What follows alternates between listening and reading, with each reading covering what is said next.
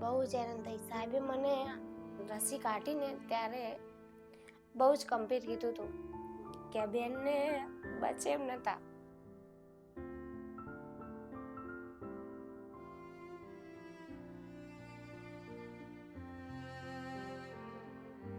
પછી કોઈ શક્યતા નથી કે મારો પગ બચે. સાક્ષાત ખુદા સાહેબ આયા મારા પૈ થઈને ખુદા થઈ. બાકી મને બધી સારી રીતે ઓપરેશન કર્યું, બધું સરસ કર્યું. પહેલા કરતાં સારું ચલાય છે, દુખાવો નથી થતો, બહુ સારું ચલાય છે. મારું જામુબેન કાચી ગામવાળી, અહીંયાથી હું પડી ગઈ હતી. પડી એટલે મારું હાડકું ક્રેક થઈ ગયું. તો મને 2 મહિના કાઢી નાખ્યા. મને બીજા ડૉક્ટરે પાટા બાંધ્યા. તો મને હાડકું ક્રેક હતું, ફરક ના પડ્યો. પછી મને રસી અહીંયા સુધી આવી હતી. આપણી મારુતિ ઓર્થોપેડિક હોસ્પિટલમાં ઘણા બધા પ્રકારના કેસ આવતા હોય છે. એમાંના અમુક કેસ ખૂબ જ ડિફરન્ટ આવે છે. એમાં એક વારાહીના જામુબેન કરીને એક પેશન્ટ આવ્યું હતું. એને પગની અંદર મહિના સુધી ફ્રેક્ચર થઈ ગયું હતું અને મહિના સુધી ઓપરેશન ના કરાવતા એમાં સડો થઈ ગયો હતો. તમે બહુ લાપરવાહી કરી, બહુ લેટ પડી ગયા. એટલે એની અંદર આપણે પહેલાં તો બારના સળિયા નાખીને એ ઘા આપણે બરોબર રીતે રૂઝાવા દીધો અને પછી એમાં ઇલિઝારો ટેકનિક વડે એનો હાડકું એટલું કાઢીને નવું જ હાડકું ઉત્પન્ન કરવામાં આવ્યું. આ ઓપરેશન 3 કલાકનું હતું અને પછીનો જે સમયગાળો હતો 6 થી 12 મહિના એમને સળિયા પર રાખવામાં આવ્યા.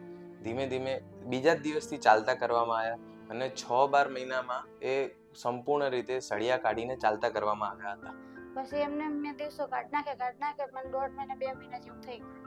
પછી આ સાહેબ ડાયરેક્ટ જ અમે આ સાહેબ જોડે ગયા.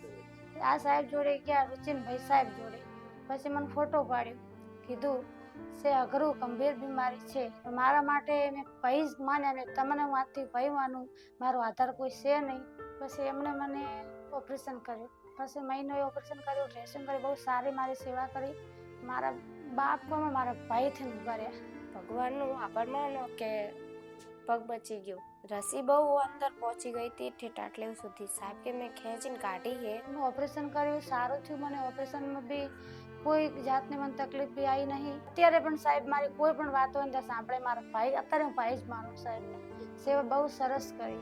અને અત્યારે બી હું ફોન કરું ને તો મને એક ફોન ઉપાડી લે, ફોનમાં મારો દવા લખી દે. અત્યારે દવા બી અત્યારે મને દુખાવો રહેશે ને તો એ મને દવા સાહેબ લખી દે. સાહેબનો સ્વભાવ બહુ મસ્ત છે, એકદમ મસ્ત.